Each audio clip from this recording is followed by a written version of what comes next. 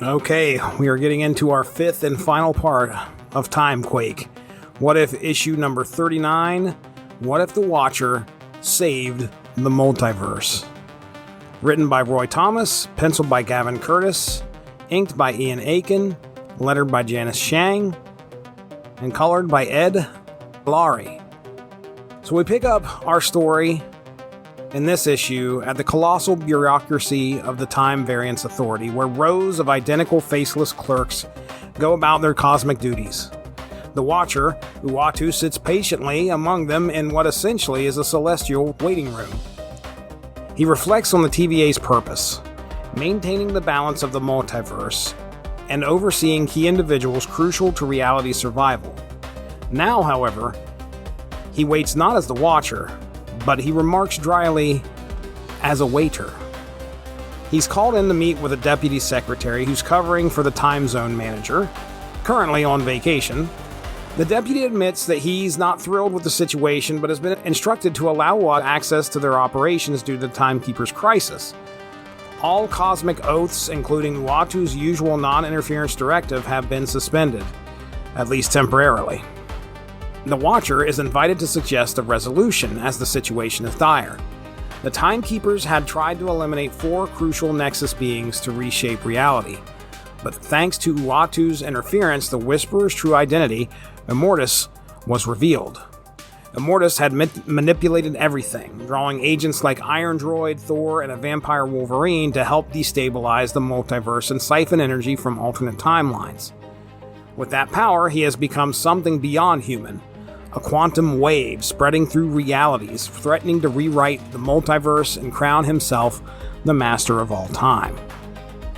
The Deputy Secretary grimly acknowledges that if Immortus isn't stopped, the entire TVA could collapse. Jobs, and indeed all of reality, hang in the balance. Uatu agrees, noting that as timelines were thrown out of sync, the 3 Timekeepers ceased to exist, one by one. Uatu, the Watcher, still embroiled in his investigation of the Timekeepers and the collapsing multiverse, converses with a TVA official about the origins of the mysterious temporal guardians. He's surprised they were ever entrusted with such immense power. The official explains it all began with a being known only as He Who Remains, the last director of the TVA, existing at the very end of time. His intent had been noble, to create caretakers for the next cycle of the universe. But his first attempt, the Time Twisters, turned out to be disastrously flawed, traveling backward through time and annihilating entire eras before they even occurred. It took the intervention of heroes like Thor and Zarko the Tomorrow Man to help convince He Who Remains that the Time Twisters were a failed experiment. With a heavy heart, He Who Remains erased them from existence and created the Timekeepers instead. But now, in the wake of Immortus' interference and the collapse of 4 alternate realities, the TVA must act decisively and immediately to prevent their own annihilation. Cut to a TVA emergency session. Officials, more bureaucrats than warriors, gather to discuss the escalating anti-Immortus campaign. One assistant deputy brags about a public awareness initiative featuring posters, t-shirts, and slogans like "Just Say No to Immortus," "Down with Quantum Waves." Another, however, suggests a more direct plan, to strike at the origins of Immortus himself. To accomplish this, they have recruited the same 4 alternate reality champions that Immortus had once used for his own ends: Thor, Irondroid, Dr. Doom, and Vampire Lord Wolverine. Their first mission, to take back Limbo, Immortus' former stronghold, which is now guarded by the monstrous Tempest and other powerful defenders. The technologically advanced Irondroid is shown cutting through the Space Phantom soldiers with ease. However, just as the heroes appear to be winning, a blinding light washes over everything. In an instant, time resets. Immortus has triggered the Immortus wave, reverting events to the moment the heroes first arrived in Limbo, nullifying any progress. Back in the TVA's boardroom, it's acknowledged that Immortus has become too powerful, and any attempt to alter the timeline is being undone by this wave. Assistant Deputy Secretary Number 2's plan is declared a failure. The Watcher offers an idea. To stop the Immortus wave, they must go back before Immortus ever existed. That means targeting Nathaniel Richards, the man who would become Kang, Ramatut, and Immortus. We then shift to Earth 6311, also called Other Earth.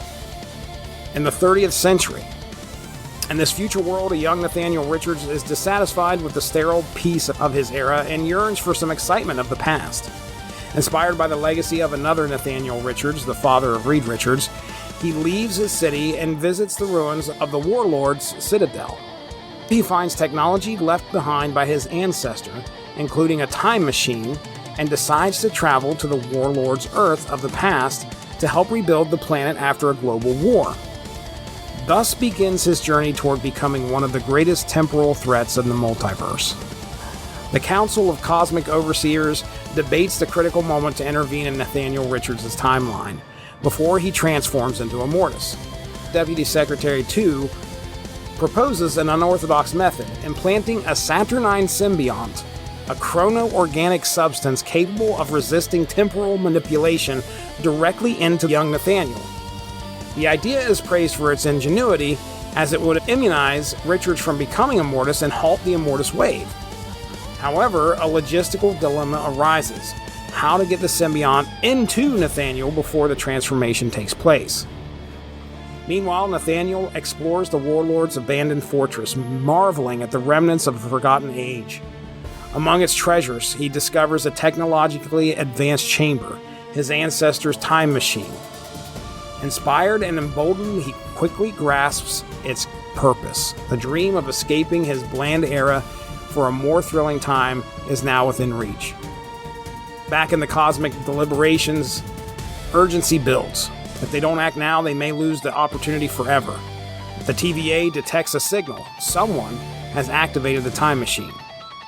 At that moment, the Fantastic Four materialize in Nathaniel's chamber, revealing their origin from another time and their mission: to intervene before history goes awry.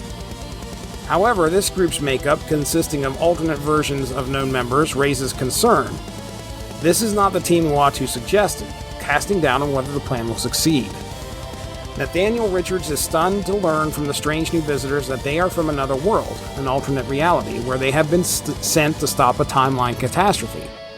The armored leader explains that a being named Immortus is threatening to reshape all of reality to his will, and that the only way to prevent this is for Nathaniel to destroy the time platform he has discovered. Nathaniel is confused and defensive until the revelation drops. He himself will become Immortus one day if left unchecked. The group explains that to avoid the outcome, they must inject him with the Saturnine symbiont, which will prevent him from ever harnessing the power required to evolve into Immortus. But Nathaniel doesn't take the news well. Feeling ambushed and manipulated, he rejects the plan, believing it to be a con to rob him of his rightful inheritance. In a rage, he smashes control panels, triggering chaos. A battle erupts as Nathaniel, having already familiarized himself with the Citadel's advanced weapons, unleashes its deadly arsenal against the alternate reality Fantastic Four. And the combat is brutal. Ben Grimm, Dragonfly, is killed after being ensnared by an electrified metal mesh. Johnny Storm, aka Mandroid, is ultimately destroyed after briefly holding off some of the war machines. Only Sue Storm, mutated into a super malleable being, manages to hold on the longest, though her survival seems grim amidst the devastation. The battle is turning catastrophic. The effort to stop Nathaniel from becoming Immortus is unraveling fast. Sue Storm, despite her malleable and resilient form, ultimately succumbs to the brutal weaponry of the Citadel. Her cry of pain is the last echo of the Fantastic Four's resistance. Reed Richards of this world, his body long since ravaged by radiation, now exists in a robotic shell of his own creation. Fueled by grief for his fallen teammates, he charges into battle, utilizing the Citadel's vast arsenal with uncanny ease. His swift mastery of the advanced tech astonishes even Nathaniel Richards, who watches with suspicion and awe, wondering how Reed can be so intimately familiar with this world's systems, almost as if he were the original architect. But just as Reed mounts his offensive, a powerful blast tears through him. The last of the alternate Fantastic Four falls in a blaze of metal and fire. As the tide of the war shifts dangerously, a grim council watches with mounting concern. They realize the battle is being lost and the consequences are dire. Immortus himself has become a weaponized threat. Entire realities are being consumed with terrifying ease, like a clerk burning through paper clips. Reports confirm their worst fears. The enemy is relentless. The war effort is failing. On the battlefield, Irondroid makes a bold charge but is swiftly and brutally struck down by a blast, his armor torn apart, his body left broken. Watching from a distance, Dr. Doom contemplates stepping into the fray to fight off the monstrous dire wraiths. But before he can act, one of the creatures fires a grotesque tendril that pierces his armor and begins to drain him, shocking even the God of Thunder. Thor, witnessing Doom's fate, is overcome with revulsion. He expresses disgust not only at the violence but the savagery of their opponents. Wolverine, though, teases Thor's squeamishness, clearly relishing in the carnage. But Thor responds with righteous fury, declaring his dual role as both God and Avenger, and hurls his hammer with divine force, demolishing a foe. Vampire Wolverine embraces the chaos, viewing the slaughter as a banquet. He bites into another enemy, savoring the violence with grim delight, even as the tide begins to turn in the heroes' favor. Thor and Vampire Wolverine continued their brutal fight against the monstrous dire wraiths, but even their ferocity proves futile. As the Immortus wave strikes again, time is reset and their progress undone, leaving only two heroes standing. The Timekeepers Council debates their ongoing losses and failed plans. Uatu the Watcher interrupts with a proposal. Only one team might succeed in convincing Nathaniel Richards to abandon his destructive path. Soon, another alternate Fantastic Four appears on Warlord's Earth, confronting Nathaniel. Nathaniel again is highly suspicious, but the new team explains they are from another reality and implore him to let them inject him with the Saturnine symbiote, a necessity to contain the Nexus power threatening the multiverse. As tensions escalate, Nathaniel prepares to unleash his robot guards, but they suddenly stop moving. The new read reveals they used a dampening field to neutralize the robots, citing knowledge from the Watcher about a previous team's failure. As Nathaniel resists, he's physically restrained, and the team pleads with him to understand the stakes. To prove his lineage and gain trust, the new read hands Nathaniel a DNA analysis device to verify their familial connection, hoping that truth will sway him before it's too late. Nathaniel Richards, moved by the evidence and the plea of his supposed descendants, decides to trust the alternate Fantastic Four. He agrees to be injected with the Saturnine symbiote, which will allow him to carry the Nexus power without ever becoming a threat. Once the injection takes effect, he loses all memory of the events involving Immortus and the Crisis. However, it's noted that he will still go on to build the iconic Sphinx-shaped time machine, setting him on a legendary path of time exploration. With their mission complete, the alternate Fantastic Four disappear into the time rectangle, and the mysterious Whisperer's agents, Thor, Wolverine, Dr. Doom, Irondroid, fade from the battlefield, their roles fulfilled. Each returns to a new destiny. Doom is alive on his Earth, Irondroid is back among the 22nd century cosmic Avengers, and Vampire Wolverine now rules the Dark Dimension. The timeline has healed, or at least realigned. In limbo, Immortus, overwhelmed by the unchecked Nexus energy, is consumed by it. Rather than gaining power, he explodes, unable to obtain the vast force meant to be wielded through the symbiont. At the moment of his annihilation, the three Timekeepers reappear, and they are not pleased. Suddenly, a second trio of identical beings appear, revealing to be the Time Twisters, earlier versions of the Timekeepers. As the two trios confront one another, it's revealed that the Twisters manipulated Immortus using the likeness of the Timekeepers. Their plan was to dominate the timeline by ensuring their reality prevailed. But thanks to the Watcher's interference and the actions of the heroes, the Twisters' plot has been foiled. The true Timekeepers now stand dominant as the multiverse stabilizes. With balance restored, the Keepers return to their eternal watch over time and the newly stabilized realities, while the echoes of this battle fade into cosmic legend. As the dust of the cosmic conflict settles, unseen figures and silhouettes celebrate their victory, vowing to ensure the Time Twisters can never rise again. Inside the TVA, bureaucrats begin squabbling over credit. One claims he saved the multiverse by utilizing a version of the Fantastic Four. Another insists his poster campaign turned the tide. Others boast about newsletters and committees. Meanwhile, far from their interference, Reed, Sue, Johnny, and Ben walk peacefully across an alien landscape. Their role in this temporal war was profound. They had no extraordinary powers beyond intelligence, compassion, and resolve, and they ultimately triumphed over cosmic forces. The final words come from the Watcher, solemn and reverent. He reminds us that knowledge is the greatest power of all, and in this tale, it made the difference.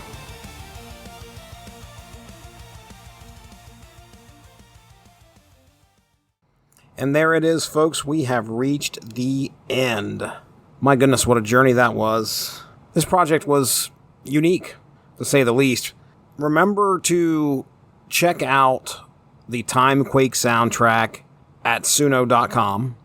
Link in the description. Should be able to follow it and listen to every track inspired by events in each issue. I want to thank Chris Bailey and the other members of the Super Blog Team Up for allowing me to participate in this event. Wrapping things up here and giving you my thoughts on Timequake. Whew. Roy Thomas hit us with a lot. I understand that the continuity of Marvel Comics is massive, and Roy had that to play with. At times, this storyline could be a little too much for my brain. I'm a fan of time travel. I love time travel being used and being used well. This story was more about alternate realities and a being that can time travel and use time against his enemies. How we resolved this story, I read it twice and it was still a little over my head. This isn't Back to the Future. That was a little bit more simpler than what we get here in Timequake. But it's a story I hadn't read up until now, so that is one box that I can check off of my list. Let's hear it for the rest of the Super Blog Team Up here that is releasing some content. Again, check out hashtag SBTU or hashtag Superblog Team Up on Twitter.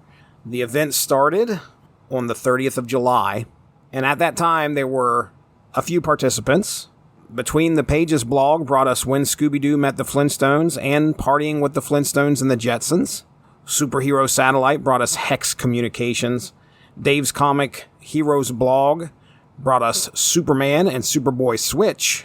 The Telltale Mind, Time and Time Again, The Man Who Lived Forever. Asterisk 51, Squirrel Girl Masters Time Travel. So absolutely go check those out and enjoy what you read there. Well, speaking of time, I think it's time for me to go. But I'm going to leave you with something. Most of the soundtrack, if you get a chance to listen to it on Suno, is absent of lyrics. That's on purpose because it's tough for me to read a comic and have lyrics going into my ear at the same time. It's like walking and chewing bubblegum for me. But there's definitely one song that's going to have lyrics at the end of the soundtrack. Based on our third installment here, What If Wolverine Was Lord of the Vampires During Inferno?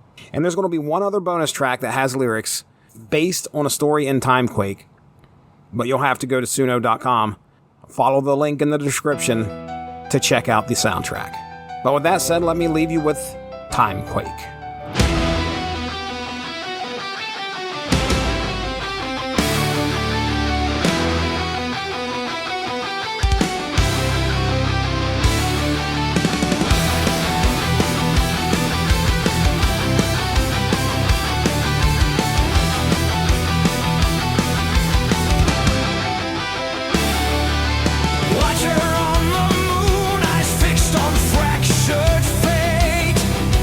Time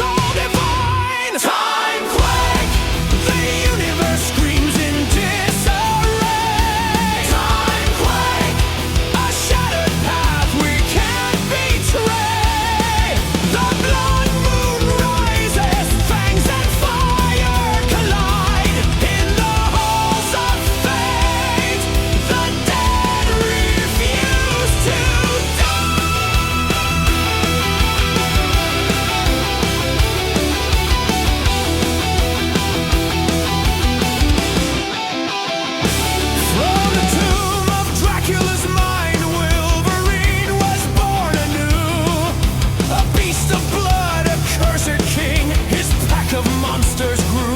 Punisher fell, the doctor dead. The ghosts of heroes weep, while vampire X-Men rule the streets and nightmares do not sleep. Sinister runs through sewer steam, Darkhold's curse within his scheme.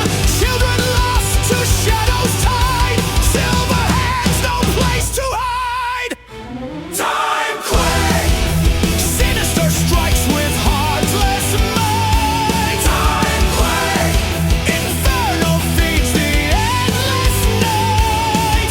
The Goblin Queen, the demon swarm, while Earth is caught in Hellstorm's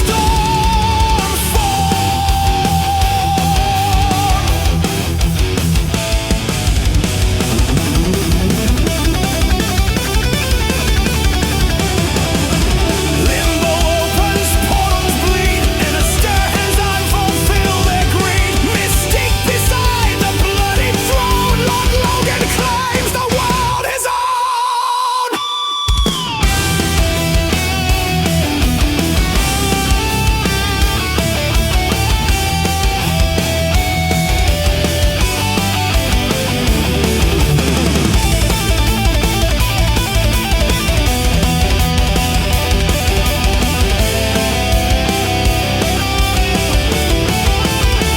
Dormammu roars a storm of flame. His mindless ones now stake their claim. But Sinister holds curse resolve. The Darkhold speaks, the fate evolves. Timequake! Phoenix flares in burning gold. Timequake!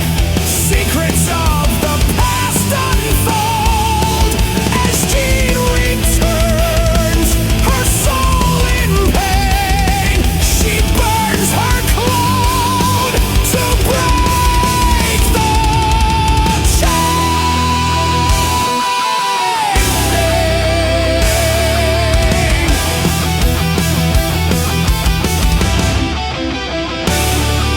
The whisper speaks beyond the veil. Jean Grey weeps, then lifts the scale. With fire reborn, her wings expand. The Phoenix rises, judgment in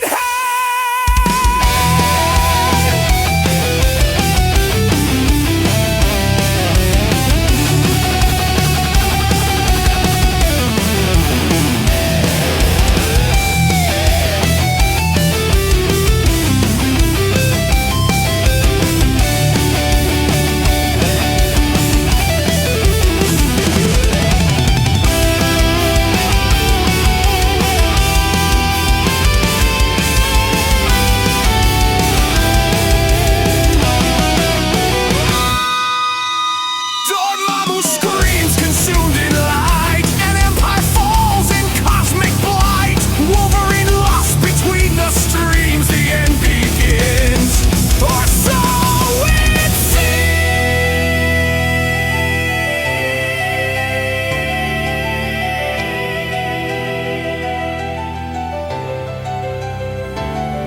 Timekeepers falter, one fades away.